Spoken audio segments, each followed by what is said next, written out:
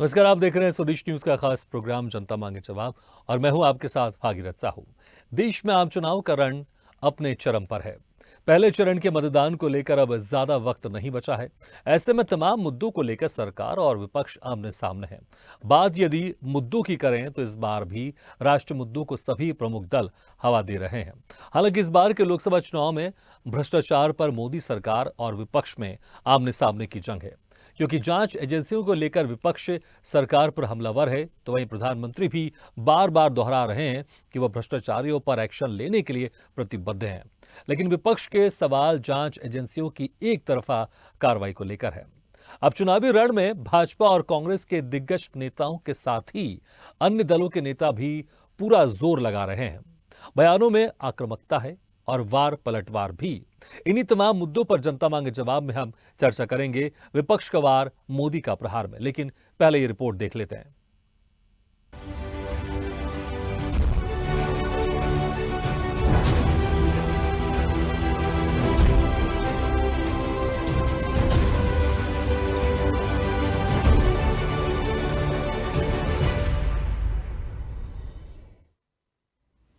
2024 के लोकसभा चुनाव में भ्रष्टाचार सबसे बड़ा मुद्दा बना हुआ है। इसके अलावा राम मंदिर में रामलला की प्राण प्रतिष्ठा, 3 तलाक, CAA, NRC, जम्मू कश्मीर से धारा 370 का हटाना जैसे मुद्दों पर सरकार और विपक्ष एक दूसरे पर हमलावर हैं। उधर भ्रष्टाचार के खिलाफ कार्रवाई पर इंडिया गठबंधन के नेता लगातार सवाल खड़े कर रहे हैं। लेकिन ईडी समेत जांच एजेंसियों के एक्शन को लेकर हमलावर विपक्ष को प्रधानमंत्री मोदी ने करारा जवाब दिया। पीएम मोदी ने कहा कि वे भ्रष्टाचारियों पर एक्शन लेने के लिए प्रतिबद्ध हैं। पीएम ने कहा कि 2014 में उनकी सरकार की सत्ता में आने की बाद से ही भ्रष्टाचार को खत्म करना उनकी प्राथमिकता रही है। तो वहीं जम्मू कश्मीर की सभा में भी धारा 370 हटाने को लेकर प्रधानमंत्री मोदी ने विरोधियों को निशाने पर लिया। उधमपुर में रैली को संबोधित करते हुए 2 बड़े ऐलान किए। पीएम मोदी ने कहा, जम्मू कश्मीर में पूर्ण राज्य का दर्जा बहाल किया जाएगा और जल्द ही यहां विधानसभा चुनाव होंगे। प्रधानमंत्री मोदी का ये बयान इसलिए भी बेहद अहम है क्योंकि नेशनल कॉन्फ्रेंस और PDP सहित तमाम राजनीतिक पार्टियां आर्टिकल 370 हटने के बाद से ही जम्मू कश्मीर में चुनाव कराने की मांग कर रही हैं। कांग्रेस, नेशनल कॉन्फ्रेंस, PDP और बाकी सारे दल जम्मू फिर उन पुराने दिनों की तरफ ले जाना चाहते हैं। इन परिवार चलित पार्टियों ने परिवार के द्वारा ही चलने वाली पार्टियों ने जम्मू कश्मीर का जितना नुकसान किया, उतना नुकसान किसी ने नहीं किया है। यहां तो पॉलिटिकल पार्टियां मतलब of the family, by the family, for the family. सत्ता के लिए इन्होंने जम्मू कश्मीर में 370 की ऐसी दीवार बना दी थी कि जम्मू कश्मीर के लोग बाहर नहीं झोंक सकते थे और बाहर वाला जम्मू कश्मीर की तरफ नहीं झोंक सकता था। ये कैसे कैसे भ्रम फैलाते हैं, कैसे कैसे लोगों को डरा के रखते हैं। ये कहते थे 370 हटी तो आग लग जाएगी, जम्मू कश्मीर हमें छोड़ के चला जाएगा। लेकिन जम्मू कश्मीर के नौजवानों ने इनको आईना दिखा दिया। जिस राज्य में जाते हैं वहां भी बोलते हैं तुम्हारे राज्य को क्या लाभ हुआ, तुम्हारे राज्य को क्या लाभ हुआ। 370 के हटने से क्या लाभ हुआ है वो जम्मू कश्मीर की मेरी बहन बेटियों को पूछो।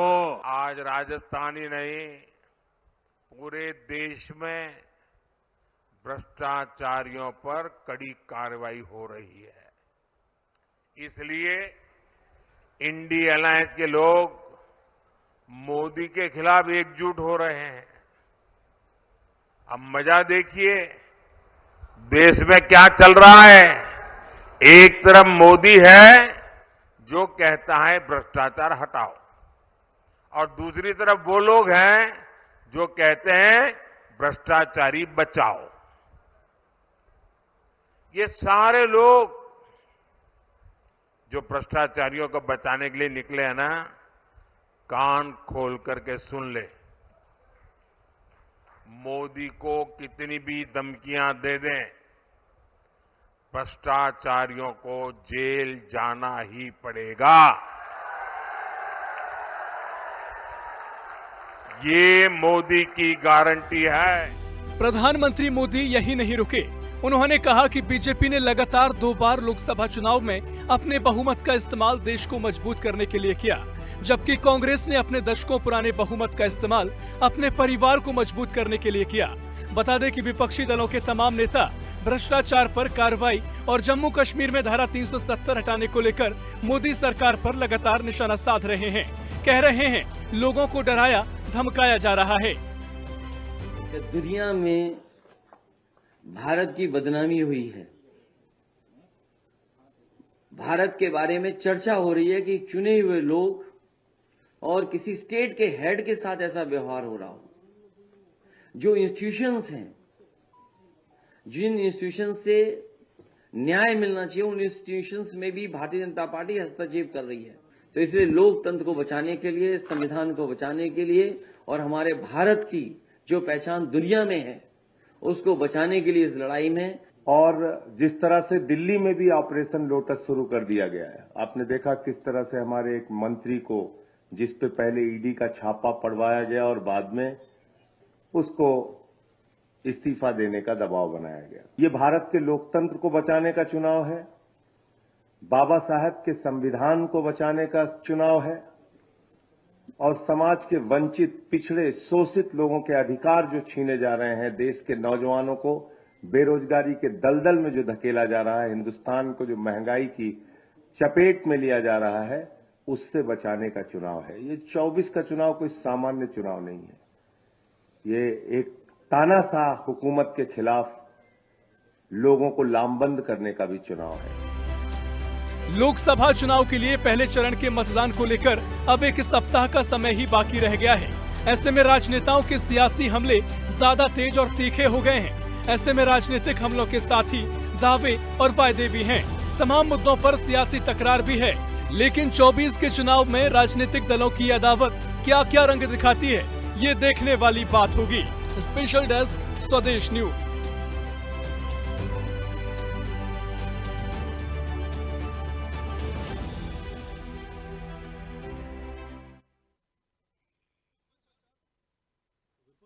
से वार कर रहा है और वहीं पर मोदी का प्रहार भी सामने आ रहा है। चलिए इसे खास मुद्दे पर हम चर्चा शुरू करते हैं और जो मेहमान हमारे साथ मौजूद हैं मैं उनका आप लोगों से तारुफ कराता हूं। हमारे साथ हैं senior leader BJP Jammu and Kashmir से सज्जाद अहमद रैना जी, पीडीपी प्रवक्ता जम्मू एंड कश्मीर से फारूक इंकलाबी जी, जितिन शर्मा प्रवक्ता कांग्रेस दिल्ली से, आप प्रवक्ता दिल्ली से संजीव निगम जी और वरिष्ठ पत्रकार उचित शर्मा जी।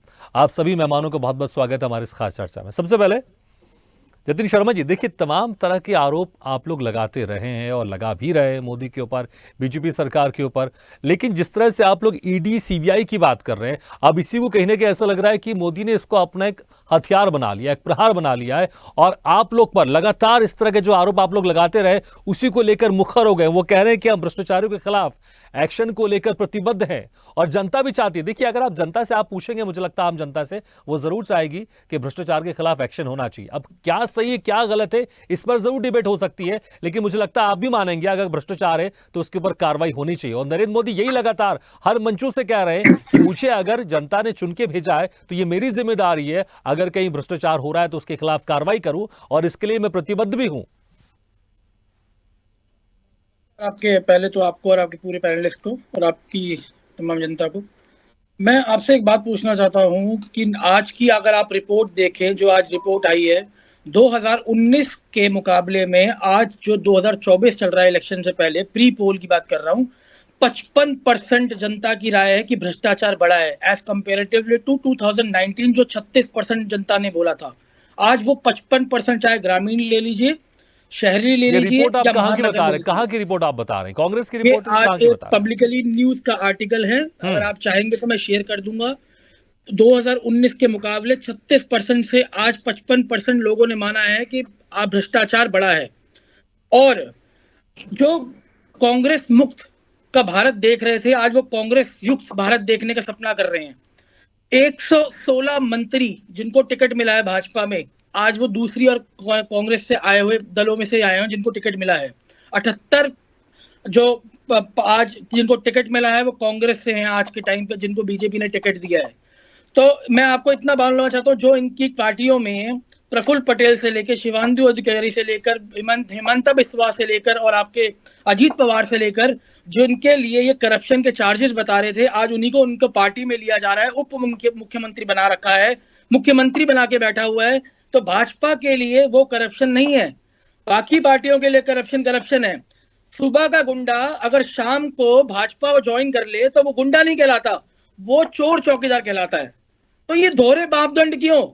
भाजपा अगर वो उन्हीं प्रत्याशियों को टिकट दे तो वो बिल्कुल साफ ठीक है, है। लेकिन आप जो चोर गुंडे बात कर रहे हैं, अगर जब तक वो आपकी पार्टी में या दूसरी पार्टी में, तब तक वो चोर गुंडा नहीं है। जैसे बीजेपी में शामिल हो जाएगी वो चोर गुंडा हो जाएगा। जतिन जी, आवाज आ रही है आपको मेरी? जी आ रही है जी, मैं वही आपसे कह रहा हूं कि आपने कहा ना कि अगर सुबह का गुंडा है चोर, अगर बीजेपी में शामिल हो जाए तो वो ठीक हो जाता है, तो क्या उसके पहले वो चोर या गुंडा नहीं होगा वो? तो उन पे कार्रवाई क्यों नहीं की जाती? उस टाइम जब कार्रवाई की मांग आती है तो वो भाजपा ज्वाइन कर लेते हैं, और जब भाजपा ज्वाइन कर लेते हैं तो ऐसी वॉशिंग मशीन है भाजपा के पास, तो वो बिल्कुल साफ पाक हो जाते हैं और फिर उनको मुख्यमंत्री उप मुख्यमंत्री बनाया जाता है। ठीक है, आपका जो सवाल है ये वैलिड है, आप बिल्कुल जरूर पूछना चाहिए सरकार से। लेकिन जिनके ऊपर कार्रवाई हो रही है, आप ये कह दें कि इस कार्रवाई से लोकतंत्र खतरे में, तो कैसे चलेगा? आपने खुद कहा ना कि रिपोर्ट की जो बात कर रहे थे, भ्रष्टाचार की रिपोर्ट की बात कर रहे थे। अगर सरकार कार्रवाई कर रही है, एक तरफा कार्रवाई हो रही है, दो तरफा कार्रवाई हो रही है, इस पर डिबेट हो सकती है और आप विपक्षी पार्टियों की ये हक भी है, आप आरोप लगा सकते हैं। लेकिन अगर कहीं कार्रवाई हो रही है तो आप ये कह रहे हैं कि ये कार्रवाई गलत है, ऐसे कैसे चलेगा? अगर किसी की गिरफ्तारी हुई है, ये कार्रवाई इलेक्शन से पहले क्यों तय करेगा ना? इलेक्शन से पहले क्यों ये कार्रवाई? ये जब इलेक्शन समीप है तो उससे पहले कार्रवाई क्यों? 10 साल से सत्ता में सरकार थी, क्या सो रही थी? मैं हमेशा से ये बात पूछना चाह रहा हूं, जब भी कुछ इलेक्शन आते हैं तो ये कार्रवाई क्यों कर दी जाती है विपक्षी पार्टियों के पास? ठीक है, आप इलेक्शन के पहले मुझे बताइए, राहुल गांधी को ईडी ने पूछताछ के लिए बुलाया था, ये तो कम से कम तकरीबन 1.5-2 साल पुरानी बात है ना ये? उस वक्त भी आप विरोध कर रहे थे, उस वक्त तो लोकसभा चुनाव नहीं था। देखिए, राहुल गांधी के पीछे तो ये शुरू से हाथ धो के पड़ी है, चाहे वो मोदी सरकार हो, चाहे उसके इंस्टीट्यूशन हो, चाहे वो सीबीआई की तरह या ईडी की तरह या आईटी की तरह, जो भी ये राहुल गांधी को नीचा दिखाने के लिए इतने करोड़ उनकी इमेज को धूमल करने के लिए जो लोकसभा चुनाव की बात की, इसलिए मैंने कहा ये कार्रवाई सिर्फ लोकसभा चुनाव से पहले, ऐसा तो नहीं ईडी की पूछताछ लगातार चल रही है, पहले भी चल रही, इसलिए मैंने आपसे कहा राहुल गांधी को पूछताछ के 1.5 साल पहले बुलाया गया था, उस वक्त लोकसभा चुनाव नहीं थे। मैं समय की बात कर रहा हूं। विधानसभा चुनाव आएगा तो कार्रवाई होगी, जब भी कोई लोकसभा चुनाव आएगा तो कार्रवाई होगी। आपको बताओ, और ये कार्रवाई हर 6-10 महीने में कहीं ना कहीं चुनाव हो रहा होता है, कहीं ना कहीं चुनाव हो रहा होता है। कभी कार्रवाई नहीं होगी। जो चक्की पीसिंग का नारा लगाते थे खुद प्रधानमंत्री मोदी, जिन पे हिमंता बिस्वा पे इतने बड़े एलिगेशन लगाए थे अमित शाह ने, आज वो मुख्यमंत्री बना के बैठे हुए हैं, अजीत पवार उप मुख्यमंत्री बना के बैठे हुए हैं, उन पे कोई कार्रवाई नहीं होगी, सिर्फ कार्रवाई होगी तो विपक्षी पार्टियों में। आप कह रहे हैं कि एक तरफा कार्रवाई हो रही है, लेकिन मैं ये कह रहा हूं कि जिसके ऊपर कार्रवाई कर रही है ये कोर्ट डिसाइड करेगा कि वो वाकई अपराधी है कि नहीं है। लेकिन आप लोग का पहले ही कह देना कि ये कार्रवाई गलत है, तो मुझे लगता है इस पर थोड़ा सा इंतजार तो करना चाहिए ना। अगर कोर्ट की तरफ से बेल नहीं मिल रही, अगर कोर्ट की तरफ से कुछ एविडेंस रखे जा रहे हैं जो जांच एजेंसी है, तो मुझे लगता है आप ये कह देना कि लोकतंत्र खतरे में, ये भी गलत है। लेकिन जो आप सवाल कर रहे हैं एक तरफा कार्रवाई, सवाल पूछूंगा मैं सज्जाद अहमद रैना जी से। सज्जाद जी, एक तरफा कार्रवाई हो रही है, लगातार कांग्रेस विपक्षी पार्टी के नेता आप लोग के ऊपर आरोप लगा ही रहे हैं। मेरी तरफ से सब पैनलिस्ट को मेरी तरफ से आदाब। जैसे कि मोदी जी का जो नारा है और जो हमारी जो प्रायोरिटी रही है वो करप्शन के खिलाफ रही है, और जो भी करप्शन करेगा भारत में वो तो जेल जाएगा, और मोदी जी की प्रायोरिटी है भारतवर्ष को करप्शन से दूर करना। जैसे कि अगर हम 370 की बात करते हैं, जो 370 से जो जम्मू कश्मीर में जो हालात खराब हो गए थे, और आप देखिए ये वही कांग्रेस बात कर रही है जिन्होंने यहाँ के वोट, यहाँ की आवाम के वोट पे डाका डाला 87 में कांग्रेस और फारूक अब्दुल्ला के अकाउंट में। उस वक्त यहाँ की आवाम ने फैसला किया था कि कांग्रेस और एनसी को छोड़ के हम किसी और दल को वोट करेंगे, लेकिन ये वही कांग्रेस है जिसने एनसी के साथ, यहाँ के आवाम के साथ बहुत बड़ा धोखा किया है। और 370 की आड़ में इन्होंने जम्मू कश्मीर के अवाम को हमेशा जुल्म किया है। आज आप देखिए 2019 के बाद जब से 370 धारा यहां से हटी है, तब से आप देखिए कश्मीर में कितना अमन है। आप देखिए सुबह जो हमारा जो बच्चा निकलता है काम के लिए, उसका माँ और उसका बाप, वो उनको आशा होती है कि शाम को हमारा बच्चा अच्छे से आएगा। लेकिन 2019 के बाद ऐसा नहीं होता था। जब कोई बच्चा यहां से किसी काम को निकलता था, पता नहीं चलता था कि वो शाम को आएगा। और जो हालात जहां पे हुए 30 साल में हालात खराब हुए, इसकी जिम्मेदार यहां की रीजनल पॉलिटिकल पार्टीज और कांग्रेस है। कांग्रेस और एनसी और पीडीपी ने मिलकर यहां के अवाम के साथ जो जुल्म किया है वो यहां की अवाम कभी नहीं भूलेगी। और इस बार यहां की अवाम ने एक वादा किया है कि मोदी जी को तीसरी बार हमने प्राइम मिनिस्टर बनाना है। ठीक है, लेकिन जैसे भ्रष्टाचार की अगर बात करें, 370 की आड़ में वहां पर जो भ्रष्टाचार पर जांच पड़ताल नहीं हो रही थी, उसके बाद इसका कितना असर हो रहा है? क्योंकि तमाम जो हम कहेंगे स्कैम वहां पर भी सामने आए थे। 370 के बाद जिस तरह से नरेंद्र मोदी ने अभी कहा है कि मैं भ्रष्टाचारियों पर एक्शन के लिए प्रतिबद्ध हूं और इसको मैं लगातार करता रहूंगा और कड़ा एक्शन लूंगा, तो आप क्या देखते हैं वहां पर 370 के बाद हटने के बाद वहां पर किस तरह से जो स्कैम हुआ करते थे, यहां पर जो भ्रष्टाचार की बात की जा रही है, इसका असर जम्मू कश्मीर में भी दिखाई दे रहा है? देखिए इनके जो यहाँ पे सहयोगी रहे हैं, जो कांग्रेस के यहाँ पे सहयोगी रहे हैं, वो खुद करप्शन में फंसे हुए हैं। और जिस तरह यहाँ पहले करप्शन होती थी, आज आप जाइए जम्मू कश्मीर के किसी भी ऑफिस में जाइए, करप्शन आज जीरो के नाम पे है। आज यहाँ कोई भी जब भी कोई करप्शन करता है तो सोचता है कि मुझे इसका जवाब देना है। और अगर इनके सहयोगी है जो करप्शन में यहाँ पे थे और उन्होंने यहाँ पे करप्शन का जो निजाम खड़ा किया था, लेकिन हमारी गवर्नमेंट का ये प्रायोरिटी है कि जम्मू कश्मीर पूरे भारतवर्ष में करप्शन को दूर करना है। ठीक है, फारूक इंकलाबी जी, आपने सुना होगा सज्जाद अहमद जी से, ये भी जम्मू कश्मीर से आते हैं। जब 370 हटाने की बात चल रही थी तो उस वक्त आप लोग के नेता अक्सर कहते थे कि अगर 370 हटा दिया जाएगा तो कोई झंडा उठाने वाला यहाँ नहीं बचेगा। लेकिन जिस तरह से सज्जाद जी ने अभी कहा कि अब करप्शन तक नहीं हो रहा है, लेकिन जब 370 से पहले बहुत ज्यादा वहां पर करप्शन था। और मोदी जी यही कह रहे हैं लगातार कि भ्रष्टाचारियों पर एक्शन को लेकर मैं प्रतिबद्ध हूं और इसको लगातार करता रहूंगा। लेकिन आप लोग ये कह रहे हैं कि ईडी सीबीआई का गलत इस्तेमाल कर रही है बीजेपी, लेकिन इसका बेहतर असर दिखाई दे रहा है 370 हटने के बाद जम्मू कश्मीर में। देखिए, मैं आपको ये बताना चाहता हूं कि जिस तरीके से मैंने अभी सज्जाद साहब को सुना है, जो यहाँ पे बैठे हैं इस पैनल में, उसने ये कहा है कि आर्टिकल 370 के एब्रोगेशन से पहले जम्मू कश्मीर बहुत ज्यादा करप्शन थी, यहाँ पे डेवलपमेंट का नामो निशान नहीं था, यहाँ के हालात बिल्कुल खराब थे। भारतीय जनता पार्टी ने पूरे हिंदुस्तान के लोगों को इसी बात पर बेवकूफ बना के रखा कि जम्मू आर्टिकल 370 की वजह से हालात खराब हैं, जम्मू कश्मीर में आर्टिकल 370 की वजह से करप्शन है, इसकी वजह से वहाँ पे डेवलपमेंट नहीं होती। लेकिन आज 2019 के बाद जबकि यहाँ पे आर्टिकल 3 है, 35 है, जो है, आज डेवलपमेंट कहाँ है? अगर यहाँ पे डेवलपमेंट पूरी होती तो आज प्राइम मिनिस्टर को में आके रैली करने की जरूरत नहीं थी। आज लोग उनको खुद वोट देते। लेकिन आज भारतीय जनता पार्टी को जब लगा कि हमारे लिए जमीन जम्मू कश्मीर में तंग हो गई है, तो आज प्राइम मिनिस्टर साहब को उधमपुर में आके रैली करनी पड़ी, लोगों से वोटों की भीख मांगनी पड़ी। अगर काम किए होते, रैली तो हर पार्टी के बड़े नेता करते हैं, आपकी पार्टी के नेता भी रैली कर रहे हैं, ऐसा तो नहीं है ना?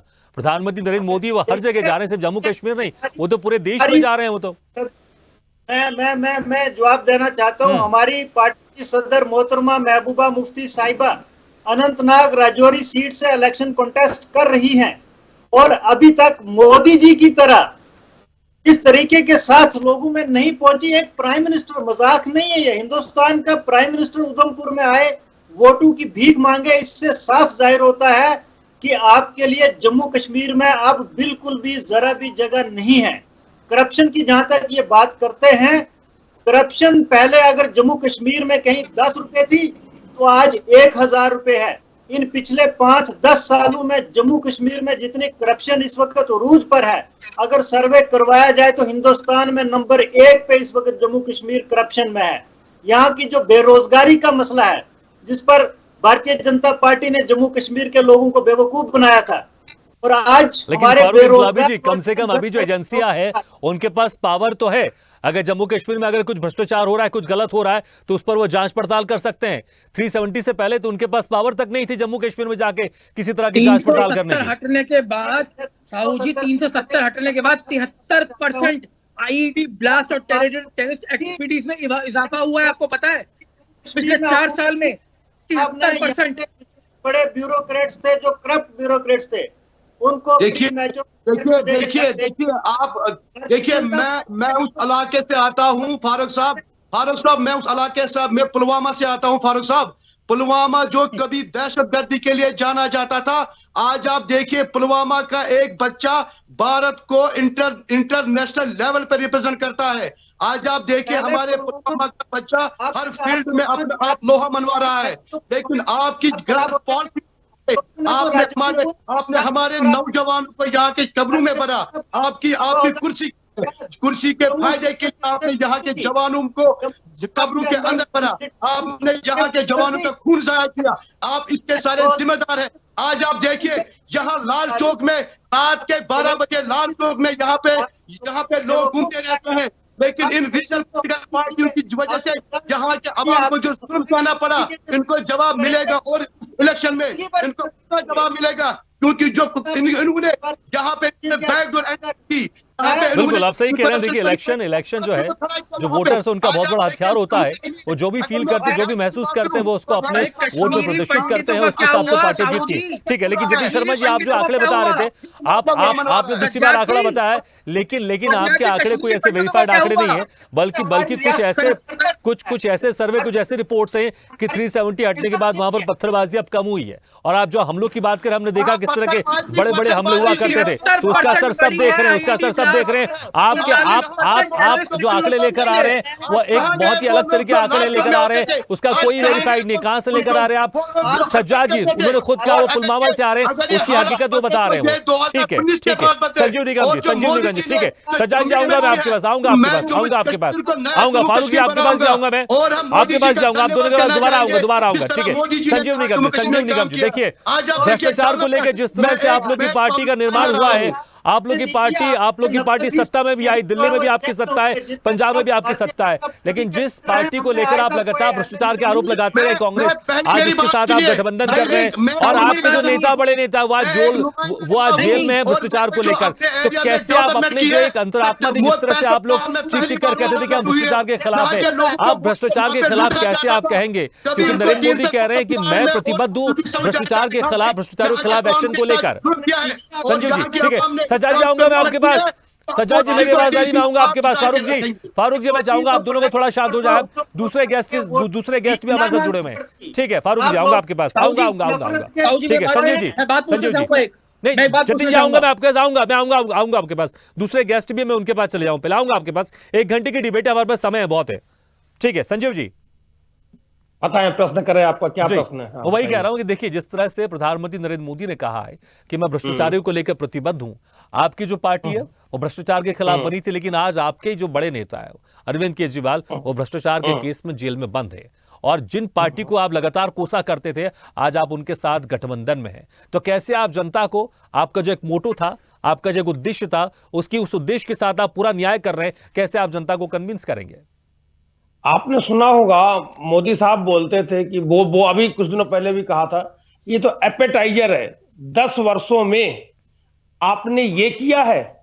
मैं नाम लूं, मेरे पास लिस्ट है, विजय माल्या, मेहुल चोकसी, नितिन संदेशरा, ललित मोदी, नीरव मोदी, जो देश से भाग करके चले गए हैं, इनको कब लाएंगे? बताइए आपने क्या किया? देश में कहा रहे थे आप काला धन ला करके आएंगे, काला धन तो बढ़ गया, आपने किया क्या? कुछ नहीं किया, सिवाय आपने दूसरे दल के नेताओं को अपने दल में शामिल करा लिया। आप कहते हैं विश्व की सबसे बड़ी पार्टी है हमारी भारतीय जनता पार्टी, और आपके पार्टी के अंदर नेता नहीं है कि वहां से छांट करके आप उम्मीदवार बना सके। 25% से ज्यादा उम्मीदवार जो इनके हैं वो दूसरे दलों के आए हुए वो नेता संजीव जी मुझे बताइए, जब आपकी पार्टी का निर्माण हुआ था, संजीव जी जब आपकी पार्टी का निर्माण हुआ था, उस वक्त भी तो आपके पास जो नेता आया, कोई बीजेपी से आया था, कोई कांग्रेस से आया था, कोई दूसरी पार्टी से आया था। तो अगर जब पार्टी बड़ी होती है तो किसी ना किसी पार्टी से नेता आते ही है। जब आपकी पार्टी नहीं बनी तो आपकी पार्टी के नेता भी तो कोई कांग्रेस से, कोई बीजेपी से आया था। पार्टी तो लेकिन ठीक है, लेकिन जो मेरा सवाल था वो भ्रष्टाचार के ऊपर था, आप दूसरी तरफ लेके चले गए। ठीक है, उसको साथ में रखते हुए आप जवाब दीजिएगा। साहू जी, मैं वो हमारी जो पार्टी का उदय हुआ था, हमारी पार्टी तो अभी कोख से उत्पन्न हुई थी आंदोलन से, उसमें तो सब लोग, और हम जब दिल्ली में बात करते थे, आज आप ये देख लीजिए इनके यहाँ, हमारे ऐसा तो नहीं है कि मैं कोई बाहर से हूँ, भारतीय जनता पार्टी में भी तमाम लोगों को मैं जानता हूं, हमारे जानने वाले लोग हैं। वो कहते हैं कि साहब हम तो आज 30-30, 40-40 वर्ष से वहां दरी बिछा रहे हैं, हमको तो कोई वहां पर कोई हमें कोई अहमियत देता ही नहीं है। ये जो बाहर से आ रहे हैं, इन लोगों को आज आए, कल आपने टिकट थमा दिया, और ये लोग आपके यहाँ रुकेंगे नहीं। आप उदाहरण में दे रहा हूं, अभी आप देखिए, लेकिन इस पर हमारी चर्चा नहीं कि किस पार्टी में कौन कहां से आ रहा। मेरा जो सिंपल सवाल था, भ्रष्टाचार को लेकर नरेंद्र मोदी ने कहा कि भ्रष्टाचारियों पर कार्रवाई करने के लिए मैं प्रतिबद्ध हूं, और आपकी पार्टी भ्रष्टाचार के खिलाफ बनी थी, लेकिन आपके मुखिया आज जेल में। तो कैसे आप जनता को आप कन्विंस करेंगे कि जिस उद्देश्य के साथ आपने पार्टी बनाई थी उसी उद्देश्य के साथ आप आगे बढ़ रहे हैं? क्योंकि कांग्रेस के खिलाफ, कांग्रेस के नेताओं के खिलाफ कोस कोस के, तमाम जो नेता थे उनके खिलाफ कोस कोस के, ये कांग्रेस भ्रष्टाचारी है। आज अभी इंडिया गठबंधन होने के बाद भी जब हमने एक इंटरव्यू सुना, जो आपके पंजाब के मुख्यमंत्री है भगवंत मान, वो कह रहे थे कि क्या कांग्रेस पार्टी भ्रष्टाचारी है। उन्होंने माना कि हाँ भ्रष्टाचारी है, लेकिन मजबूरी है हमें कांग्रेस के साथ गठबंधन करना क्योंकि मोदी को हराना है। तो कैसे आप जनता के साथ आप जाएंगे कि हाँ हम उस देश के साथ अभी भी खड़े हुए हैं? आपकी बात मैं सब मान लेता हूं, उन्होंने कहा था मजबूरी है। इनके पास क्या मजबूरी है? इनके पास, मैं नाम लूं, उत्तर प्रदेश में इन्होंने ऐसे ऐसे लोगों से, बिहार में ऐसे ऐसे लोगों से समझौता किया है कि इनके पास तो फुल फ्लेजेड है ना अपनी पार्टी, खूब नेता है, लेकिन इनकी क्या मजबूरी है? चलिए हमारी मजबूरी है, मैंने मान लिया। क्यों ले रहे हैं राजभर उत्तर प्रदेश में? मैं समझ रहा हूं कि आप जवाब देना चाहेंगे, मैं आऊंगा आपके पास। ओम प्रकाश राजभर है। बिहार में जो मुख्यमंत्री है, वो पहले हमारे यहाँ जो है पीएम मटेरियल कहा करते थे वो लोग, कि पीएम मटेरियल है, वहां जाकर के उनको वो पीएम मटेरियल तो अब भूल जाए, अब नहीं कह सकते सीएम मटेरियल से ही वो जो है सीएम से रिटायरमेंट उनका हो जाना है। तो ये इनकी क्या मजबूरी है? बताइए ना, किस लिए ले रहे हैं? कार्रवाई तो करें। नरेंद्र मोदी कह रहे हैं कि हम तो कार्रवाई कर रहे हैं और करेंगे, लेकिन सवाल तो ये ना कि जब कार्रवाई हो रही है, जब ईडी कार्रवाई हो रही है, आप कह रहे हैं कि ये लोकतंत्र को खतरा है। बिल्कुल करिए आप कार्रवाई। आप बताइए, महाराष्ट्र का मैं एग्जाम्पल लेता हूं, इन्होंने 2-2 पार्टियों को तोड़ा, 2-2 टुकड़े किए हैं महाराष्ट्र में, शिवसेना के 2 टुकड़े किए, एनसीपी के 2 टुकड़े किए, और इनकी यही मंशा है कि हम दिल्ली में भी यही काम करेंगे। लेकिन मैं आपको बता दूं भाई साहब, मैं खुद एक आम आदमी पार्टी का संस्थापक सदस्य हूं, 12 वर्ष मुझे हो रहे हैं।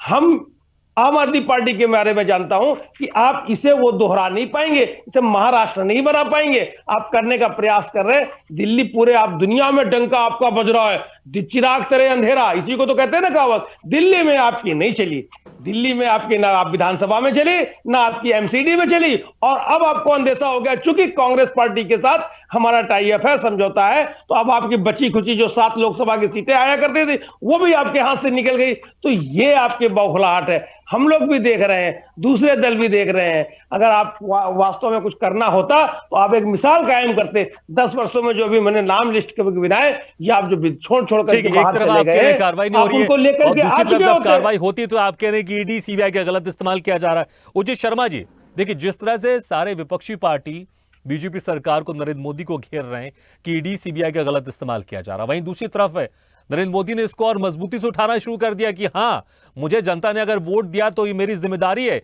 मेरी प्रतिबद्धता है कि मैं भ्रष्टाचारियों के खिलाफ कार्रवाई करूं, और ऐसी कार्रवाई और सख्त होगी तीसरे टर्म में। जी भागीरथी जी, आप लोग के दर्शकों को, आप लोग के पैनल को प्रणाम। देखिए भागीरथी जी, ये जो आप कह रहे हैं मोदी जी की बात है, तो मोदी जी की जितने भी एक्शन हो रहे हैं उसका जनता स्वागत कर रही है, इसमें कोई दो राय नहीं है, कोई दो मत नहीं है। लेकिन सवाल जनता ये भी पूछना चाह रही है कि इतने सेलेक्टिव क्यों, कार्यवाही पे इतना सेलेक्टिव क्यों? कौरव ने गलती की, पांडवों ने भी तो गलती की, तो पांडवों को सजा क्यों नहीं मिल रही है, कौरवों को ही क्यों मिल रही है? ये देश की जनता ये सवाल मोदी जी से पूछना चाहती है।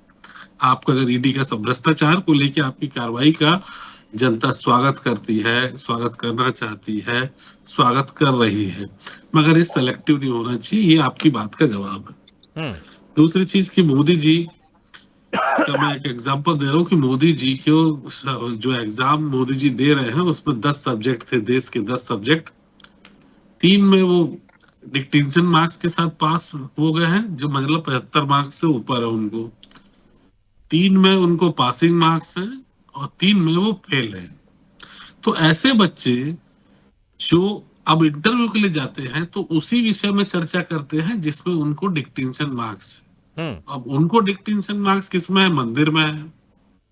उनको डिक्टेंशन मार्क्स है 370 में है। उनको डिक्टेंशन मार्क्स है जो सीए कानून ला रहे हैं। अच्छी बात है, हम स्वागत करते हैं, जनता स्वागत करती है, सब अच्छी चीज है, इसका कोई दिक्कत नहीं। दिक्कत ये है कि वो जब छत्तीसगढ़ में रहते हैं तो नक्सल में बात नहीं करते हैं, जब देश की बात करते हैं तो वो महंगाई की बात नहीं करते हैं, जब युवाओं की बात करते हैं तो वो बेरोजगारी पे बात करते, रोजगार पे बात नहीं करते, वो किसान की बात करते हैं तो वो किसान कानून की बात पे अड़ जाते हैं। तो कुछ इस विषय में उनको फेल भी हुए हैं, पासिंग मार्क्स भी, तो उनके साथ मिली जुली प्रतिक्रिया है। इन सब्जेक्ट में वो फेल हैं, तमाम चीजों में अच्छी चीज भी की है, ऐसा नहीं कि उन्होंने 10 साल नहीं किया, लेकिन उनके भाषण जो आप बताए जाते हैं, जितना चीजें की जाती हैं उतना है नहीं जितना कि लेकिन विपक्ष की तरफ से जिस तरह से मुद्दे उठाए जा रहे हैं उचित जी, आपको लग रहा है जिस तरह से नरेंद्र मोदी जवाब दे रहे हैं और फिर इसके चलते बीजेपी सरकार या नरेंद्र मोदी फ्रंट फुट पर खेल रही है और इसका असर जनता पर पड़ रहा है या फिर बैकफुट पर खेल रहे हैं? नरेंद्र मोदी जी को जब भी आप कोई आरोप लगाओ तो उसी आरोप के वो उसी को हथियार बना लेते हैं। ये भारतीय जनता पार्टी के लेकिन उसका जनता पे प्रभाव पड़ रहा है, जनता उसको पॉजिटिव में ले रही है। जनता पे एक परसेप्शन बनाने की कोशिश होती है, कोशिश हो रही है। अब की बार 400 पार, तो आप उसको पूरा माहौल बना दीजिए। आप तो सबको एक परसेप्शन, एक छद्म परसेप्शन बनाया जाता है राजनीति में, इस बनाने की कोशिश की जाती है। लेकिन बुनियादी बातों पे मोदी जी या बीजेपी क्यों नहीं बोलती? सवाल नहीं उठता। बुनियादी जरूरतों पे, बुनियादी महंगाई पे, करप्शन पे। क्या करप्शन केवल कांग्रेस कर रही है, विपक्ष कर रही है? क्या करप्शन भाजपा में नहीं हो रहे हैं, भाजपा के लोग नहीं कर रहे हैं? मैं करप्शन के लिए हर चीजों का स्वागत कर रहा हूँ। ईडी बहुत अच्छा काम कर रही है। एक तरफा कार्रवाई, सवाल ये है कि एक तरफा कार्रवाई से दिक्कत है। महंगाई पे कोई बातचीत नहीं है, पेट्रोल के दाम पे आप इतने पैसे आप खुद अपने खजाने भरने के लिए किए जा रहे हैं, आप जितना लोन लिए जा रहे हैं इतना तो कभी लोन ही ले, ये सवाल भी उठेंगे। लेकिन सवाल ये कि इन सवालों को उठने नहीं दिया जा रहा है। खबर कई छुपाई जाती है, अफवाहें उड़ाई जाती हैं, कहानी कुछ और रहती है और कुछ सुनाई जाती है। ये जमीनी हकीकत है पूरे हिंदुस्तान की। तो ये एक औरत यार के लिए आप ये एक नया सोच समझ के आए कि नरेंद्र मोदी नहीं तो कौन? अब मुझे बताइए, क्या 2014 के पहले हिंदुस्तान को क्या भगवान चला रहे थे? क्या मनमोहन सिंह कभी कोई विकल्प थे इस हिंदुस्तान के लिए?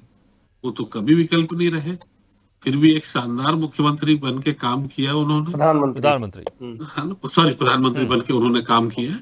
तो आप ये ऐसे सवाल क्यों पूछते हैं कि भाई हम नहीं तो कौन? पहले आप बोले कि मैं कोई देखिए विपक्ष का प्रवक्ता नहीं हूँ, लेकिन एक आम जनता के मार्फत या ठीक है, लेकिन मुझे लगता है जो आप एक सवाल उठा रहे हैं, मुझे लगता है शायद जनता खुद अपने आप में सवाल पूछती होगी कि अगर प्रधानमंत्री नहीं, मोदी नहीं तो कौन?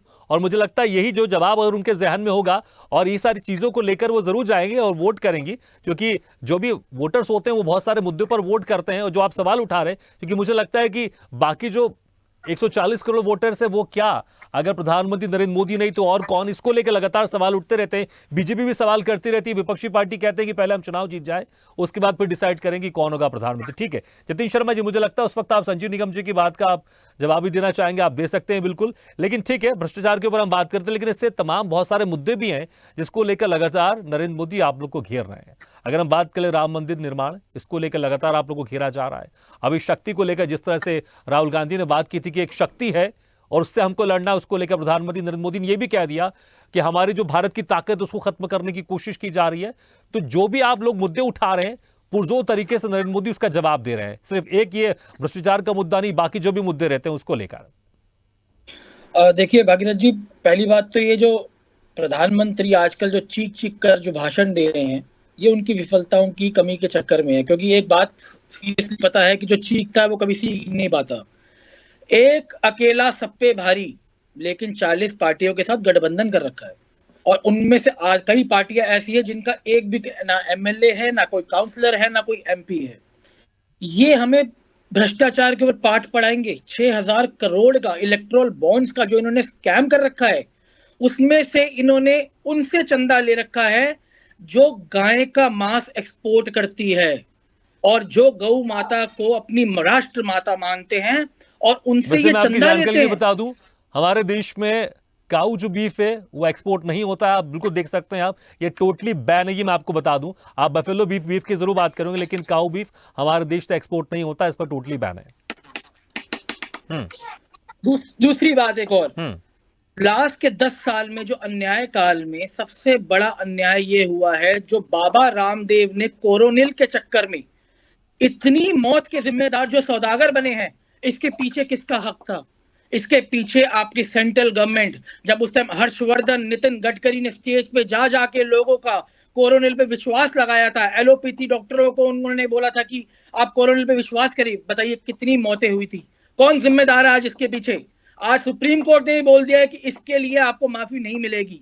तो ये बिना उस टाइम हर्षवर्धन आपके हेल्थ मिनिस्टर थे, आज देखिए कितनी शानदार से हर्षवर्धन जी को साइडलाइन कर दिया गया, क्योंकि पहले बोल दिया गया था अगर आप रहेंगे तो आप भी फंसेंगे। तो आज ये सबसे बड़ा अन्याय काल नहीं हुआ? उन मौत का जिम्मेदार कौन है? क्या प्रधानमंत्री मोदी नहीं है? क्या सीरम से उन्होंने चंदा नहीं लिया? उसके बाद ठेकेदार दे दिया उनको मेडिसिन बनाने के लिए। और शहजाद भाई, आपसे एक बात बोलूंगा, 78 हमारे कांग्रेस वालों को टिकट दिया है। आप हमेशा ऐसी दरी उठाते रहेंगे भाजपा में, क्योंकि आप योग्य तो नहीं है। अगर योग्य होते तो कभी 116 को कैंडिडेट को टिकट नहीं देते जो नॉन बीजेपी वाले हैं। तो इस पे थोड़ा विचार विमर्श कीजिए। ठीक है, समय कम है, सबके बाद थोड़ा जाना चाहूंगा। सज्जाद जी, आप इसे सवाल कर रहे हैं, जितिन शर्मा जी जवाब। पहले आप इनको बताइए, जितिन जी को बताइए, जो आपके सहयोगी है, वो जो यहाँ पे जम्मू कश्मीर में जो आपके सहयोगी है, क्या वो आपस में उनका मेल जोल है? एक पार्टी दूसरी पार्टी को कहती है कि आपकी कोई एग्जिस्टेंस है ही नहीं। मेरे फारूक साहब मेरे मित्र यहाँ पे मेरे दोस्त हैं, तो फारूक साहब को पहले आप बताइए, जब 2019 में आपने पीएचडी बनाई थी, वो कहाँ गई आपकी पीएचडी? आपके एक सहयोगी दल ने कहा कि पीडीपी का तो कोई यहाँ पे जमीन ही नहीं है। 2014 में कश्मीरी पंडितों में जो आपने वोट किया था, तो उसका क्या हुआ? कांग्रेस कश्मीरी पंडितों को आपने नौकरियां दी, हमारे कांग्रेस के जो प्रोपेगेंडा में फिल्म भी बनाई। तो बताइए कितने कश्मीरी पंडितों को आपने नौकरी दी? तब तो आपकी सरकार जब उनका पलायन हुआ था। बेकार की बातें मत कीजिए आप सज्जाद भाई। कांग्रेस के हाथों पे कश्मीरियों का खून है, जो आपने 87 में यहाँ पे रिगिंग की। 89 में कश्मीरी पंडितों को आपने भगाया था, जब आपने सरकार को हमेशा कश्मीरी, आपने जम्मू कश्मीर लोगों के हमेशा आपने सियासत की है। आपके हाथों में यहाँ के लोगों का खून लगा है। आपके दौरान जहाँ के हमारे पंडित भाई यहाँ से चले गए, वो आपकी गवर्नमेंट में हुआ है। आप मुझे बताइए, पहले आप पढ़ के आइए सज्जाद भाई, पहले आप पढ़ के आइए। ये आप लोगों का समर्थन था, ये आप लोगों का समर्थन था। 10 साल में कश्मीरी पंडितों को कितनी नौकरी लगी? पाकिस्तान के साथ बात करें, हटने के बाद कितने कश्मीरियों को नौकरी दी आपने? कितनी फैक्ट्री खुली? क्या बात कर रहे हैं आप? ठीक है सज्जाद जी, लेकिन प्रधानमंत्री नरेंद्र मोदी ने जिस तरह से कहा है कि बहुत जल्द वहां पर चुनाव भी करवाए जाएंगे और पूर्ण राज्य का दर्जा दिया जाएगा, इसको लेकर आपको क्या लग रहा है कि कितनी मजबूती के साथ वहां पर बीजेपी पैर पसार रही है, और इसका क्या असर होने वाला इस बार जब रिजल्ट आएंगे, तो जम्मू कश्मीर से क्या कुछ रिजल्ट रहेगा? भारत को करप्शन फ्री करना है, हमें यहाँ के लोगों का डेवलपमेंट करना है। जिस तरह 10 साल, ठीक है सज्जाद जी, मेरी आवाज आ रही है आपको? 73% ठीक है सज्जाद जी, पूर्ण राज्य का दर्जा देने की जो बात की नरेंद्र मोदी ने, उसका क्या असर वहां पर दिखाई दे रहा है? उन्होंने कहा है कि जल्दी वहां पर पूर्ण राज्य का दर्जा दिया जाएगा।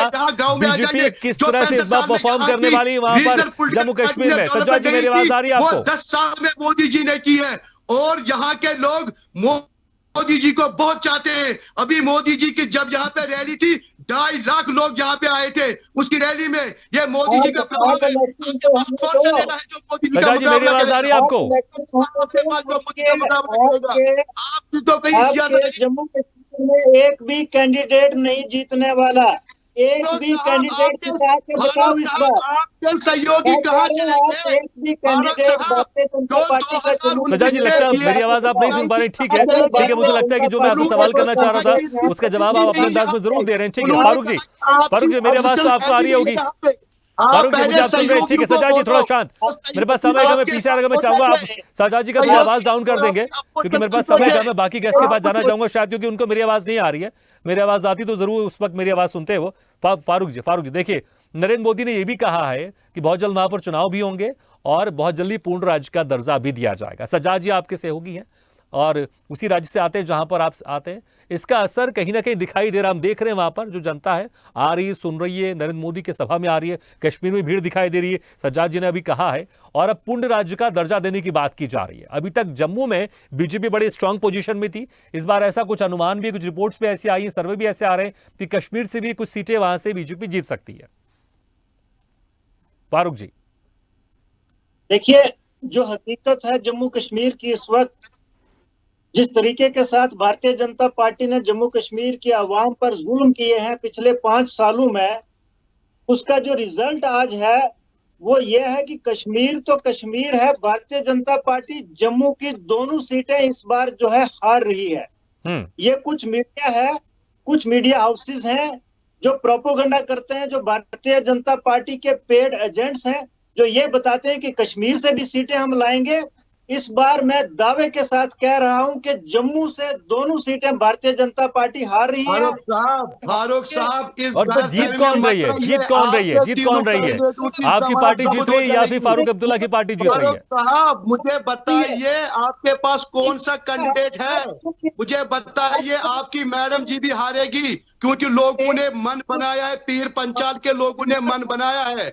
आपके पास कौन सा नेतृत्व है? मुझे बताइए। आपके पास कौन सा सहयोगी है? सहयोगी आपके पास है? आप तो 2019 में चले थे ना अली बाबा 40 चोर लेके। ठीक है सज्जाद जी, आप जब बोल रहे हैं तो फारूक जी की आवाज नहीं आ रही है। अगर आपको मेरी आवाज सुनाई दे रही, प्लीज थोड़ा सुन लेते, फारूक जी को सुन लेते हैं। हाँ फारूक जी, कंप्लीट कीजिए। हकीकत जो है वो ये है कि जम्मू कश्मीर के लोगों को भारतीय जनता पार्टी ने जिस तरीके के साथ बेवकूफ बनाया है, जिस तरीके के साथ जम्मू कश्मीर की आवाम, ठीक है, लेकिन मेरा सवाल ये है कि अगर आप कह रहे हैं कि बीजेपी जम्मू की सीट भी हार रही है, तो फिर कौन जीत रहा है? आपकी पार्टी जीत रही है या फिर फारूक अब्दुल्ला की पार्टी जीत रही है? कौन जीत रहा है? देखिए, जम्मू कश्मीर की regional political parties, national conference और पीडीपी, दोनों पार्टीज के उम्मीदवार जीतेंगे। और एक सीट में दोनों पार्टी के उम्मीदवार क्यों मिला रहे हो? एनसी को क्यों मिला रहे हो? वो तो कह रहे हैं कि इनकी जमीन ही नहीं है, वो तो कह रहे हैं कि आपकी सियासत ही नहीं है यहाँ पे, आप एनसी को क्यों मिला रहे हो अपने साथ? वो तो कहते हैं हमारे है ही नहीं। ठीक है सज्जाद जी, समय बचेगा तो मैं आपके पास आऊंगा, क्योंकि आप जब कह रहे हैं तो फारूक जी की आवाज प्रॉपर नहीं आ पा रही। थोड़ा सुन लेते हैं उनको, पूरी बात उनको बोलने देते हैं। फारूक जी आप भी सुन लीजिए थोड़ा। देखिए, जम्मू कश्मीर के जिस तरीके से इस वक्त हालात बने हैं वो पूरे के पूरे भारतीय जनता पार्टी के खिलाफ हैं। जमीनी सतह पे भारतीय जनता पार्टी इतनी कमजोर हो चुकी है कि मैं आपको उसकी मिसाल एक देना चाहता हूं सबूत के तौर पर, कि अनंतनाग राजौरी सीट पर इस वक्त तक भारतीय जनता पार्टी के पास कैंडिडेट नहीं है। अभी 7 मई को इलेक्शन होने हैं, नोटिफिकेशन इलेक्शन कमीशन ने जारी कर दिया है नॉमिनेशंस के लिए। भारतीय जनता पार्टी अभी तक अपना कैंडिडेट अनाउंस नहीं कर पाई, तो वोट कहां से मिलने इनको? इनके पास कैंडिडेट तक नहीं है। और इनका जो हमारे डॉक्टर जतिंदर सिंह साहब हैं, जिनके लिए आज प्राइम मिनिस्टर साहब ने रैली की है उधमपुर में, डॉक्टर जतिंदर सिंह साहब, आप मेरे अल्फाज नोट कर लीजिए, रिकॉर्ड कर लीजिए, इस बार एक बहुत बड़े मार्जिन से हारने जा रहे हैं। इतना बड़ा मार्जिन होगा कि डॉक्टर जतिंदर साहब ने सोचा भी नहीं होगा कभी। ठीक है, चलिए ठीक है, मुझे लगता है कि ठीक है, हर पार्टी अपने अपने दावे कर रही है। ठीक है सज्जाद जी, आपको जोड़ना चाहेंगे? प्लीज कुछ सेकंड में आप जोड़ सकते हैं अपनी बात। पहले मैं फारूक साहब को कहना चाहूंगा, यहाँ बाप बेटी फैसला नहीं करती है, यहाँ पे एक पार्लियामेंट्री बोर्ड बैठता है, यहाँ पे कोई बाप और बेटा फैसला नहीं करता है। ये दुनिया की सबसे लार्जेस्ट पॉलिटिकल पार्टी है फारूक साहब, आपको पता होगा। आपके पार्टी में 2 लोग फैसला करते हैं। ठीक है, चलिए, मुझे लगता है कि आपको जवाब देना था, आपने जवाब दे दिया। ठीक है संजीव निगम जी, देखिए सिर्फ एक भ्रष्टाचार ये है कि यहाँ पर एक मुद्दा नहीं है, मुद्दे तमाम मुद्दे हैं और अगर मुद्दा अगर देखें बीजेपी की तरफ से 370 एक बड़ा मुद्दा है जिसको लेकर पूरे देश में बीजेपी जा रही है, कह रही है कि 370 हमने हटाया है। और वाकई ये बीजेपी के मैनिफेस्टो में शुरू से रहा है, जब से बीजेपी पार्टी बनी है। राम मंदिर निर्माण ये भी शुरू से रहा है। अब ये सारे वो जो बड़े बड़े जो मुद्दे ये पूरे हो गए तो कहीं ना कहीं जनता में एक मैसेज जाता है, क्योंकि नरेंद्र मोदी कहते हैं, बीजेपी कहते हैं कि हम जो मैनिफेस्टो में बात करते हैं उसको पूरा करते हैं। इसलिए नरेंद्र मोदी ये भी कह रहे हैं कि गारंटी को पूरा करने की गारंटी नरेंद्र मोदी की। ऐसा नहीं है। ये लोग तमाम बातें करते हैं मैनिफेस्टो में जो करते हैं, इनके मैनिफेस्टो में अभी का नहीं, मैं पहले को बताता हूं। मैनिफेस्टो में हुआ दिल्ली को पूर्ण राज्य का दर्जा देंगे, कभी बात किया है? आज हम लोग बात करते थे, बातें नहीं करते। नंबर एक, अभी ये उच्च शर्मा जी बहुत अच्छी बात कह रहे थे कि ये 10 सब्जेक्ट है, मान लीजिए तो 3 सब्जेक्ट में माहिर है, 3 सब्जेक्ट में बात करते हैं, बाकी के 7 सब्जेक्ट में कौन बात करेगा? मैं जो बाहर विदेश भाग गए हैं बिजनेसमैन, उनकी बात मैं नहीं कर रहा हूं। अभी ताजा मामला में जतिन शर्मा जी ने भी उठाया था, बाबा रामदेव का। इनके कंधे से कंधा मिला करके पिछले चुनावों में बोला करते थे 35 रुपए लीटर पेट्रोल मिलेगा जी, 35 रुपए लीटर पेट्रोल मिलेगा। आज कहां है बाबा रामदेव? बाबा रामदेव सुप्रीम कोर्ट के राडार पर है, उनको माफी भी नहीं दे रही सुप्रीम कोर्ट। दोनों हाथ से जो है दंडवत होकर के माफी कह रहे हैं मांगेंगे, और जो है सार्वजनिक रूप से माफी मांगे ना। नहीं, लेकिन देखिए आप कह रहे हैं बाबा रामदेव की बात कर रहे हैं, भ्रामक विज्ञापन देखने के मामले में सुप्रीम कोर्ट ने उनको फटकार लगाई है। लेकिन वही केजरीवाल अभी जेल में बंद है भ्रष्टाचार के आरोप को लेकर। मैं वही तो वो तरीके का भ्रष्टाचारी है। लोगों को जो है आप साहब नई ये गवर्नमेंट आएगी और इनके साथ हम जो है 35 रुपए लीटर पेट्रोल बिकेगा, तो सारी बातें कहाँ है?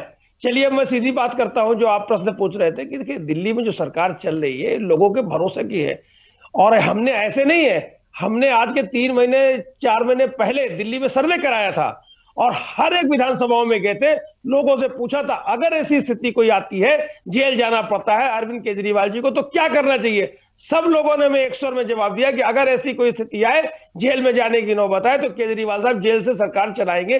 तो ये हम सर्वे करा करके बैठे हुए, अपनी मनमानी नहीं कर रहा है कि कोई एक व्यक्ति कर रहा है। हालांकि आपके सर्वे का जो फंडा बड़ा इंटरेस्टिंग है, कोई भी मुद्दा होता है पार्टी डिसाइड आप लोग ही करती है, लेकिन जनता के सर्वे पर आप डाल देते हैं। आपने उसमें कहा था कि जनता ने कहा है कि कांग्रेस से गठबंधन कर लीजिए, और हमने कर लिया। शुरुआत की बात कर रहा हूं मैं। और एक ताजी बात, अभी बहुत समय नहीं हुआ, फरवरी महीने में हमने विधानसभा के अंदर विश्वास मत लेकर के आए थे। विश्वास मत में हमने ये कि हमको जो है जब अगर एक बार विश्वास मत संसद से या विधानसभाओं से पारित होता है तो अगले 6 महीने तक तो कम से कम उसमें दोबारा बात नहीं की जा सकती है। हमने वहां भी बात किया, जनता में भी बात कर लिया। और आपको क्या चाहिए? आप ये सोच रहे होंगे कि हम इस्तीफा दे दे, आपको एक सिरा पकड़ने को दे दे, फिर आप ये इस्तीफा ले लो, फिर आप पार्टी के मैंने 2 टुकड़े पढ़ने की कोशिश करो, फिर आप पंजाब में भी पहुंच जाओ दूसरे सिरे पर। ऐसा नहीं होगा। ये दीवा स्वप्न जो है जो देख रही है पार्टी, ऐसा संभव नहीं है। हम लोग लड़ रहे हैं, लड़ाई लड़ते रहेंगे, कोर्ट में भी लड़ रहे हैं, जमीन में भी लड़ रहे हैं, और राजनीतिक रूप से अभी चुनाव है 25 मई को दिल्ली में, और बाकी राज्यों में तो आप देख ही रहे हैं लोकसभा में। इनके जब परिणाम आएंगे 4 जून को, तो इनको पता चल जाएगा कि क्या हमारी वास्तविक स्थिति है, क्या हमारी जो है इस बार नया विकल्प जो आ रहा है इसको मौका मिलेगा। लोग कह रहे हैं, हम नहीं कह रहे। आप हमारी बात तो बिल्कुल मत मानो कि आप कह रहे हो, आप घूम घूम करके आप अपने रिपोर्टर के माध्यम से देख रहे होगे, हम चेक कर रहे हैं। लोग क्या कह रहे हैं, मुझे लगता है कि जब चुनाव का रिजल्ट आएगा उस वक्त शामिल हो जाता है। बिल्कुल उसमें कोई शक नहीं। इसलिए लोकतंत्र का बड़ा पर्व भी होता है। कैंडिडेटों को तो भगाया जा रहा है, मार मार के पत्थर फेंके जा रहे हैं। अशोक तंवर के ऊपर, आज पंजाब में भी हुआ है भाजपा के ऊपर। तो इनके कैंडिडेटों का तो खुद का अस्तित्व नहीं है। ठीक है जतिन जी, लेकिन मुझे लगता है कि देखिए, मुझे लगता है कि अगर मुझे लगता है कि ये गलत है, इसका विरोध करना चाहिए आप लोग की पार्टियों को। ऐसा नहीं होना चाहिए कि अगर दूसरे पार्टी कैंडिडेट के ऊपर पत्थर फेंका जा रहा है तो आप लोग खुशी मनाए और आप लोग बोले देखिए उनको भगाया जा रहा है। क्योंकि अगर आप लोग के नेताओं के ऊपर होगा तो आप क्या बोलेंगे कि लोकतंत्र खतरे में। मुझे लगता है जो गलत है बोलना चाहिए। लोकतंत्र में सबको अधिकार है चुनाव लड़ने का। अगर आप उनको पसंद नहीं करते, आप उनको वोट मत दीजिए, लेकिन मुझे लगता है कि हिंसा वाली बात को बढ़ावा बिल्कुल नहीं देना चाहिए, खासकर हमारे नेशनल चैनल स्वदेश न्यूज में। जो गलत है वो गलत है, वो ठीक है। नहीं, लेकिन जो गलत है आप उसको इंडोर्स मत कीजिए। जो गलत बात उसको आप इंडोर्स मत कीजिए। आपको कोई कैंडिडेट पसंद नहीं, पार्टी पसंद नहीं, आप उसको वोट मत कीजिए, लेकिन आप ये मत कहिए कि उनको मारा जा रहा है। इस तरह की बात इंडोर्स मत कीजिए। जो गलत है वो गलत है, आपको बोलना चाहिए गलत है, ऐसा नहीं करना चाहिए। आप वोट मत दीजिए, आपके पास बड़ा हथियार है जनता के पास, आप वोट मत दीजिए। आप इस तरह की हिंसा की बातें आप थोड़ी करेंगे आप, ठीक है। उचित शर्मा जी, देखिए जिस तरह से तमाम मुद्दे नरेंद्र मोदी यहां पर बाजरू कर रहे हैं, परिवारवाद को लेकर विपक्ष पर लगातार आरोप लगाते रहे, चाहे वो सपा पार्टी हो, चाहे वो कांग्रेस पार्टी हो, आरोप लगाते रहते। इसलिए कह भी रहे वो कि अगर जब भी हमें बहुमत मिला, हमने देश को मजबूत बनाने के लिए पूरी हमने ताकत लगा दी, लेकिन अगर इनको मौका मिलता है तो ये अपने परिवार को मजबूत करने में अपनी ताकत लगा देते हैं। एक मैं ले लूं 10 सेकंड का टाइम? ठीक है, ले लीजिए आप, ले लीजिए। देखिए, ये आपने अच्छा कर दिया, इसलिए मुझे बोलना पड़ रहा है। ये दूसरों की तो बारे में कह रहे, इनके साथ क्या हो रहा है आप बताइए। वहां जमुई जो बिहार में है, और जमाई राजा को टिकट दिया है ना, रामविलास पासवान जी, उनके बेटे चिराग पासवान जी, जीताराम मांझी जी, उनके, तो ये सब क्या है? ठीक है, आपने जिक्र कर दिया, ठीक है उचित शर्मा जी, ठीक है उचित शर्मा जी। चले देखिए भागीरथी जो जय शाह, ठीक है जतिन जी मैं आऊंगा आपके पास, अगर समय होगा तो उचित शर्मा जी। देखिए कोई भी आप सिद्धांत में नहीं, परिवार पे चलती है। ऐसा नहीं कि भारतीय जनता पार्टी से अछूती रह गई है, कांग्रेस से अछूती रह गई है। केवल आप कांग्रेस पे आरोप लगा दो, लेकिन हकीकत ये है कि छत्तीसगढ़ के मुख्यमंत्री रमन सिंह के बेटे जो हैं उनको भी सांसद बने, कैलाश विजयवर्गीय के बेटे एमएलए हैं, राजनाथ सिंह के बेटे एमएलए हैं, अमित शाह के बेटे बीसीसीआई में कौन सा क्रिकेट खेल के गए थे। जनता ये भी तो पूछना चाहती है ना भागीरथी जी, कितने स्मार्ट वो क्रिकेट खेलते हैं कि आज बीसीसीआई और ईसीआई के अध्यक्ष हो गए वो। तो परिवारवाद आप हालांकि मुझे लगता है बीसीसीआई की अगर बात करें तो कांग्रेस की भी कई नेता जो क्रिकेटर नहीं थे वो बीसीसीआई के अध्यक्ष रहे। तो मैं इसलिए कह रहा हूँ, जितिन जी मुस्कुरा रहे इसलिए मैं कह रहा हूँ, उनके बड़े नेता भी अध्यक्ष रहे बीसीसीआई के, वो भी क्रिकेटर नहीं थे वो। ठीक है उचित जी, मैं मेरी बात आप सुने, आप आपकी बात से सहमत हूँ, लेकिन ये जो है ये आरोप तो नहीं लगाती ना कांग्रेस परिवारवाद का। ये तो परिवारवाद, देखिए आप जो भी कह रहे हैं कि आप बोल रहे थे, जैसे आप संजीव मित्तल जी को कह रहे थे आप तो भ्रष्टाचार के विरोध में आए थे, लेकिन भागीरथी जी कोई आपसे ये सवाल करेगा कि आप क्या भाजपा से ये पूछ पाएंगे क्या चाल चरित्र चेहरा बोल के आए थे भाजपा? चाल चरित्र चेहरा सबका अच्छा है क्या? कई सवाल भागीरथी जी अगर सबसे उठ रहे हैं तो कई सवाल तो मीडिया से भी उठेंगे। क्या मीडिया में इतनी डेयरिंग है कि वो सवाल भारतीय जनता पार्टी के नेताओं से पूछ सके कि चाल चरित्र चेहरा उनका बचा है, जिस चाल चरित्र चेहरे को लेके वो सत्ता में आए थे, जनता में आए थे, मैनिफेस्टो इन्होंने जो दिया था, इनके मैनिफेस्टो की पॉइंट बात कीजिए तो सब पार्टी को बराबर बात कीजिए, चाहे भारतीय जनता पार्टी हो, पीडीपी हो, एनसीपी हो, कांग्रेस हो, सबके लिए बराबर के पैरामीटर होना चाहिए, लेवल प्ले ग्राउंड पे चुनाव होने चाहिए। क्या इलेक्ट्रल देश नहीं पूछना चाहता, क्या इलेक्ट्रल बैंड करप्शन का सिंगल विंडो सिस्टम नहीं था? ये देश तो जानना चाहता है कि आखिर भाई जो आपने बोला करप्शन के लिए क्या बात कर रहे हैं, आपने रिटेल करप्शन बंद कर दिया, सिंगल विंडो करप्शन जारी कर दिया इलेक्ट्रल बॉन्ड से। देश ये जानना नहीं चाहता है क्या? इस पर सवाल जवाब क्यों नहीं करते? मैं यही तो कह रहा हूँ, मैं कोई विपक्षी नहीं हूँ, मैं एक पत्रकार हूँ, एक आम जनता के सवालात करता हूँ। वो चीजें भागीरथी या हमारे मीडिया स्वदेश से चूक जाए तो हम भी वो सवाल खड़े करना चाहते हैं कि देश से जानना चाह रहे हैं। हम सत्ता पीडीपी के नहीं है, एनसीपी के नहीं है, हम भाजपा के नहीं है। बिल्कुल ठीक है, आपने बहुत आपने एक अहम बात की, मेरा समय भी समाप्त हो गया उचित जी, आपने बहुत अहम बात की। सवाल पूछना चाहिए और स्वदेश न्यूज लगातार सवाल पूछता है, कोई भी मुद्दा हो, जब भी हम डिबेट करते हैं, चाहे बीजेपी हो चाहे सरकार पक्ष हो, हम जो भी सवाल होते हैं हम पूछते हैं, बिना डरे पूछते हैं, क्योंकि हमारे लिए सबसे पहले देश ही होता है। चलिए बहुत बहुत शुक्रिया आपसे मेहमानों का, हमारा समय भी समाप्त हो गया। सज्जाद अहमद जी, फारूक इंकलाबी जी, जितिन शर्मा जी, संजीव निगम जी, उचित शर्मा जी, बहुत बहुत शुक्रिया हमारे इस खास चर्चा में शामिल होने के लिए। तो जिस तरह से यहाँ पर चुनाव की लड़ाई है, अब भ्रष्टाचार पर आई है और तमाम मुद्दे हैं जिसको लेकर लगातार विपक्ष सरकार पर आरोप लगाते रहा, लेकिन एक तरफ से वार हो रहा है तो नरेंद्र मोदी की तरफ से प्रहार हो रहा है। अब देखना होगा जनता अब किसकी बात से सहमत होती है और किसको विजयश्री का तिलक लगाती है, और जो बीजेपी का जो एक आंकड़ा है, जो टारगेट है 400 पार, क्या वो पूरा हो पाता है, या फिर जिस तरह से यहां पर इंडिया गठबंधन बनाए, इंडिया अलायंस बनाए, क्या वो अपने मंसूबों से यहां पर पूरा पार पाता है? क्या वो जिस तरह से टारगेट को लेकर, जिस तरह से सरकार बनाने के लेकर जुगत कर रहे हैं, क्या यहां पर इंडिया गठबंधन सरकार बना पाता है? देखना होगा। लोकतंत्र का बड़ा पर्व है, लेकिन जरूरी है कि हर कोई वोट करे, और 19 अप्रैल से प्रथम चरण का वोटिंग शुरू हो जाएगा, और यहां पर जनता भी बना ले और वोट करने जरूर जाए, क्योंकि आपके पास ताकत है कि किस तरह से आप अपने एक अच्छे सांसद को, एक पार्टी को जिता सकते हैं जो आपको लगता है कि देश के लिए बेहतर हो, आपके राज्य के लिए बेहतर हो, आपके क्षेत्र के लिए बेहतर हो। इसी के साथ हमारे खास पेशकश में फिलहाल इतना, लेकिन खबरों का सिलसिला लगातार जारी है। आप देखते रहिए स्वदेश न्यूज, सबसे पहले देश।